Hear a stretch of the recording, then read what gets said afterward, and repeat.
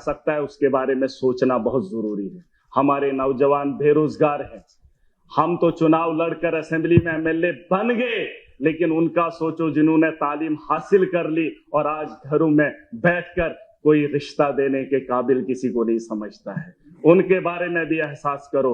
मैं अपने दोस्तों को कह रहा था 1,60,000 की तनख्वाह, सर सुन लीजिए, 9,000 की सैलरी, कभी कभार एसपीओज को आपने बड़े पैमाने पे लाया था 3,000 देंगे, 10,000 देंगे, उनकी भी तनख्वाह ड्यूटी वो एसपीओ से ज्यादा करते हैं। वो जो वीडीसी वाले हैं, बाकी बंदूकें थमा दी, जो भी किया, अब उनको रोजगार के बारे में भी सोच लो।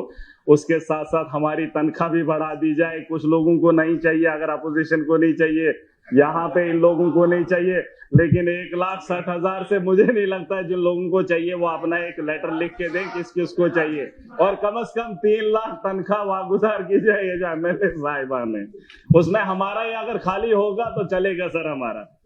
उसके अलावा मैं जम्मू कश्मीर को देख रहा हूं कि बहुत सारे लोग अपने अपने तर्ज पे बात रख रहे हैं।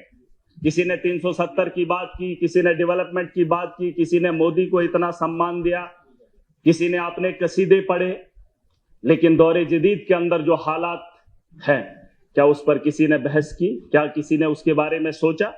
मैं चाहता हूं, मैं देख रहा था दुबई के अंदर मंदिर बनाया गया, मैं भी हैरान था कि दुबई मुसलमानों का देश है, वहां पे मंदिर बनाया गया। बात समझने वाली, यहां का जो सर्कुलेशन ऑफ मनी है, 370 की वजह से नुकसान क्या हुआ है मुझे नहीं पता, लेकिन जो circulation of money Jammu Kashmir का है उसे लूटा गया है, खत्म कर दिया है। जो तनख्वाह लोगों की आती है वो भी बाहर चली जाती है, जो यहां पर काम होते हैं उसके ठेकेदार भी बाहर से आते हैं, वो सारा पैसा उठाकर यहां से बाहर ले रहे हैं। जम्मू कश्मीर के अंदर खस्ता हालत है। उसकी एक वजह बताना चाहूंगा। दुबई इस वक्त है, वहां पर मंदिर बनाया गया, बीजेपी ने दावा किया कि हमारे मोदी जी ने मंदिर बनाया। जानते हो, जब मुझे मौका मिला मैं समझने की कोशिश किया तो पता चलता है कि वहां तेल के कुएं हैं रेगिस्तान के अंदर, वहां पर जरखे जमीन नहीं है, बंजर जमीन से तेल भी निकाला। और जब उन्हें पता चला कि आने वाले कल में तेल का जब खात्मा होगा तो टूरिज्म के जरिए उसको जो है तरक्की याफ्ता बनाएंगे, वो 20 साल 30 साल 100 साल की सोच रखते हैं, इसलिए उन्होंने मंदिर बनाया। यहां चैंपियंस ट्रॉफी का मैच दुबई में खेला जाएगा और भारत के लोग वहां पर जाएंगे, जब सैर और तफरी करेंगे, वहां के होटलों में रुकेंगे, रेवेन्यू जनरेट होगा। तो बताओ, अगर रेगिस्तान का जैसा शहर इस वक्त पिकनिक स्पॉट बना सकता है, लोगों को, ये जो टूरिस्ट को जो है लुभाने के लिए बड़ी बड़ी बिल्डिंगें बना सकता है बंजर जमीन में, हमारे जम्मू कश्मीर में क्या खूबसूरती की कमी है। टूरिज्म को बढ़ावा दिया जाना चाहिए ताकि हमारे जम्मू कश्मीर के अंदर रेवेन्यू जनरेट हो। मैं समझ सकता हूं, एलजी का शासन रहा, भाजपा का दौर रहा, बिजली से वसूली, टैक्स वसूली करके जम्मू कश्मीर को चलाना चाहते हैं। उस टैक्स को भी लूट कर जल जीवन के तहत हम तक पहुंचाया। उस टैक्स से लेकर यहां पर हमें ऐसे ऐसे मुलाजिमों को भेजा जो यहां से भी वसूली करने का काम करें। सुनिए स्पीकर साहब, मैं चाहता हूं कि टूरिज्म को बड़े पैमाने पे यहां पे बढ़ावा दिया जाना चाहिए। हमारी जरखेज जमीन है, खूबसूरत है, वहां तो बनाई जा रही है बंजर जमीन पे, और यहां पर हमारे पास खूबसूरती की कमी नहीं है। मेरा खिताए चिनाब है, मेरे यहाँ पीर पंजाल है, जम्मू का अलग एक अपनी खूबसूरती है। बड़े बड़े मुल्कों को मैंने देखा, बर्फ पड़ती है तो पूरे मुल्क में पड़ती है। मेरा जम्मू कश्मीर सच में जन्नत है। आप कश्मीर में देखेंगे तो बर्फ आपको मिलेगी, आप जम्मू में आएंगे तो यहाँ पे बर्फ का एक बूंद भी आपको नहीं देखने को मिलेगी। ये छोटे से हिस्से में अगर इतनी खूबसूरती है तो यहाँ टूरिज्म की कमी क्यों है, उसमें बढ़ावा देने की कोशिश की जानी चाहिए। मैं आखिरी बात खत्म कर रहा हूं, नहीं मैं मुद्दे की बात, मैं लड़ाई कर ही नहीं रहा हूं, मैं लड़ाई कर ही नहीं रहा हूं। अभी सब लोग बोल रहे हैं मैंने मांगा इनका टाइम, इनका टाइम। सर सुन लीजिए, सर सुन लीजिए, मैं चाहता हूं कि यहां बड़े पैमाने पे इंटरनेशनल, दुबई की टीम है ही नहीं, इस वक्त फाइनल दुबई में खेला जा रहा है।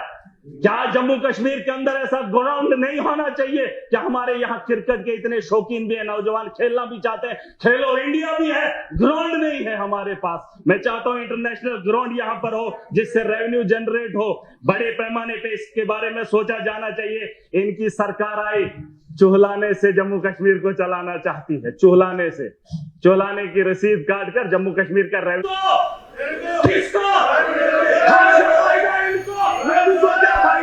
इनको क्या चाहिए? इनके सवालों के जवाब देते हो। कुल्लू साहब आप बोले एक इसके हो गया बात तकरीर खत्म कीजिए। चाहिए इन टोटलिटी ये नशा बेचने वाले हैं इन टोटलिटी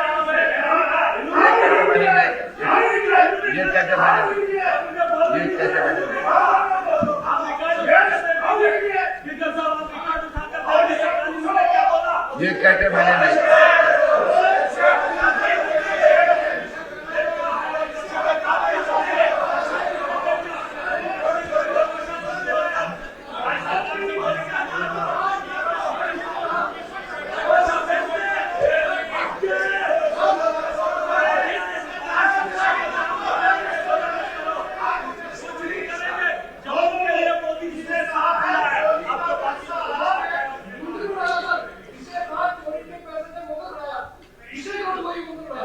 ये कहता है कि मैंने ऐसा कोई इल्जाम नहीं लगाया। अगर कहा है इसलिए ये वापस ले रहा है ना, ये वापस ले रहा है।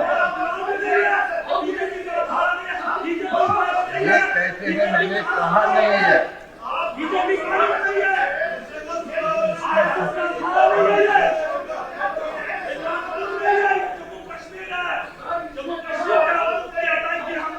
चले बस मेरा हिसाब आप तशरीफ नहीं।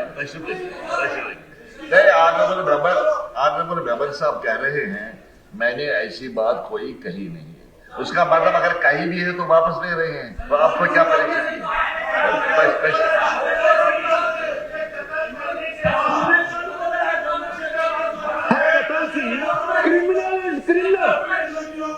ये नहीं है। यहाँ हम पार्लियामेंट लैंग्वेज की इस्तेमाल करेंगे। खुद कह रहे हैं, ये इनकार कर रहे हैं। इनकार कर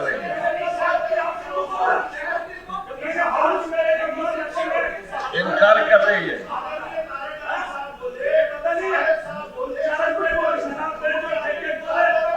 बहुत सी बातें उन्होंने तलख बातें नहीं की। बस प्लीज ध्यान बना करके टाइम कम है, आपको भी बोलना है, टाइम कम है।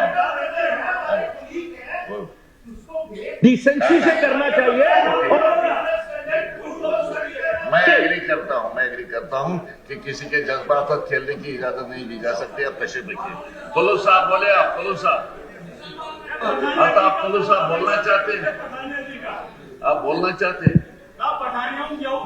चला बैठिए ना, तशरीफ रखिए। मेरा साहब तशरीफ रखिए, बोलिए। शुक्रिया सर। ऑनरेबल स्पीकर, खुद अपने लिए टाइम मुकर्रर किया, आपने खुद टाइम मुकर्रर किया। I'll just say thank you, बाकी कुछ नहीं है। अच्छा। ऑनरेबल स्पीकर साहब, मैं आपका बहुत मशकूर हूँ कि आपने मुझे मौका दिया गवर्नर एड्रेस पे बोलने के लिए। पहले मैं उसके हक में खड़ा हुआ हूँ। काफी सारे बातों का जिक्र हुआ जिसमें थर्ड पीरियड डिस्कशन यहाँ पे पूरे हाउस ने ऑनरेबल मेंबर्स नोटिस नहीं लिया सवाल का। आप सुने ना मेरी बात, सुने मेरी आवाज। चलो आप मेहरबानी करके तशरीफ रखिए, मेहरबानी करके तशरीफ रखिए। आप तशरीफ रखिए। आपने कोई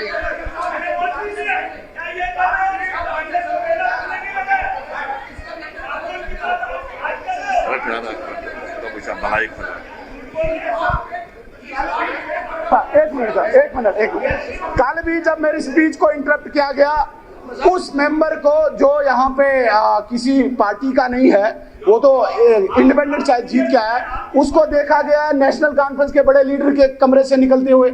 ये उनको बताया जाता है कि जाके जहाँ पे ऐसी रेलेवेंट बात हो आप इंटरप्ट करो, तो ये बातें बिल्कुल स्वीकार नहीं की जाएंगी। आप अलाउ मेहरबानी करके please take your seats. Please take your seats. Please take your seats.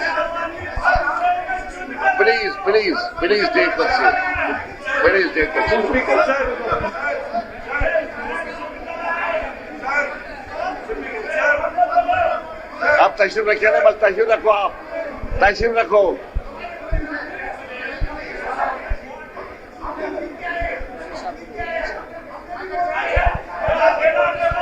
Khurshid साहब आपको क्या हुआ?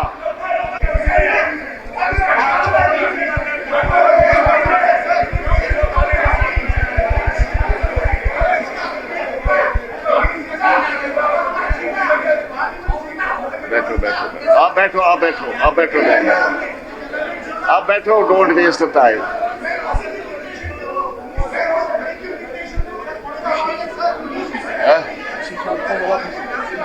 खुर्शीद साहब अपनी सीट पर जाओ, वापस अपनी सीट पर वापस जाओ अपनी सीट पर वापस। तशरीफ रखिए आप, तशरीफ रखिए। जब हम सवाल का नोटिस नहीं लेते फिर हम मिनिस्टर को जवाब देने के लिए नहीं कहते। मैंने उन सवालों का नोटिस लिया जो इरेलेवेंट थे। हमने मिनिस्टर को कोई बात नहीं, आपको के लिए तब ऑनरेबल मेंबर उठेगा। अगर खुद ही मेंबर उठेंगे और यहाँ ऐसा लग रहा है कि यहाँ आपस में झगड़ा हो रहा है, इसका तकद्दुस हाउस का तकद्दुस रखे बरकरार। और जब आप कहेंगे उठो सवाल करो, मैंने देखा एक मेंबर खुद ही उठा। मैं चल रहा था, मुझे मेरी बात सुनिए। It's a very important question जो सैफरान के बारे में इन्होंने कहा। एक मिनट सुनिए बेटा, सैफरान के बारे में एक जो